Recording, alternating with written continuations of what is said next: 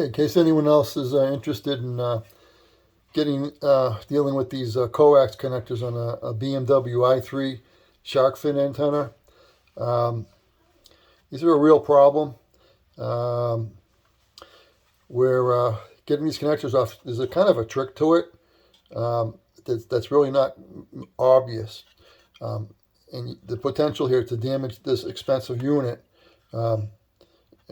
is it happens more than it should. It's kind of obvious that there's a clip on here. There's a clip. You see the clip right here. That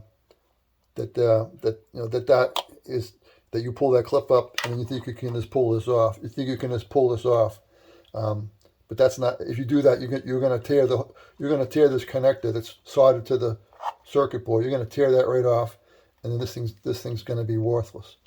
It happens more than you want to know. So anyway, the first step would be, let's go over to it. This is GPS, the blue. The gray is Sirius XM. The black is FM antenna.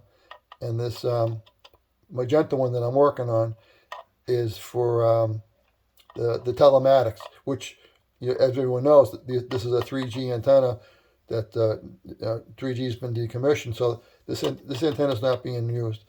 So I suggest if you're going to do any experimenting or practicing, you want to do it on this connector because it's not being used. You probably would get, if you did damage this, you probably would get a fault if you looked into to diagnostics, but it wouldn't affect anything.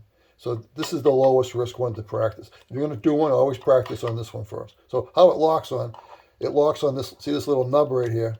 You see these? Well, that's when you pull this up, that reveals that little nub. But that's not all you need to do. You need to take and squeeze on this white part, and as you see, it pulls the housing away from that little nub. But if you just try to pull straight up on this, first of all, you can't really squeeze and pull up at the same time. But that's the first phase is you pull the housing away from the nub, and then what you also need to do, and these coax connectors are on there tight. So if you just try to pull it off, or if you try to just pry it off like this, you're going to be prying against the connector, and you're going to rip it right off the board. You're going to do that. But if you look, if you have one as an example, because this one's not used, you can see the design. There's a shoulder right here that's not apparent when the connector is plugged on. You notice when the connector is plugged on, you don't realize that there's a surface right here. These little, especially the corners. The corners are the best, I think. And then you can see there's a place that you can cam against it. You can put the blade there. Then you're camming against itself.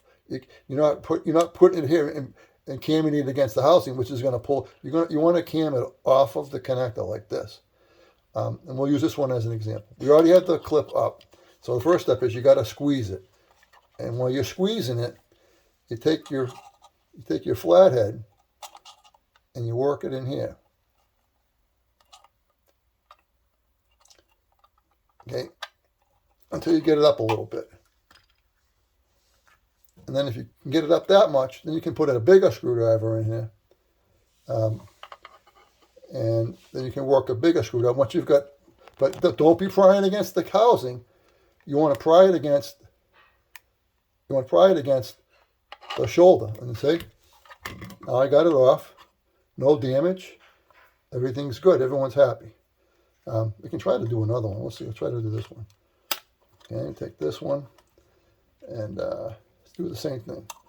We'll use a small blade and we'll cam against the housing. We'll get a squeeze.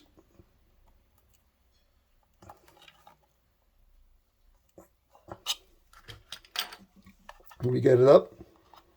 Can't really see. Can you see there? No, it didn't come up. So we got to squeeze it a little harder. And then get the screwdriver under there.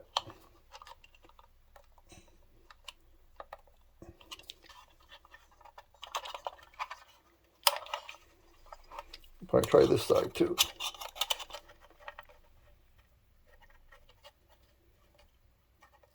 Probably try this corner right here. Just be patient. Take your time too. No rush. You got all day, right? So now you see it's popped up. Okay, it just worked around. and I found the corner I could get a good bite on it. And there it is. Now I can take my big screwdriver in there and finish it off. See, it's already coming off here. So got my big screwdriver in here now.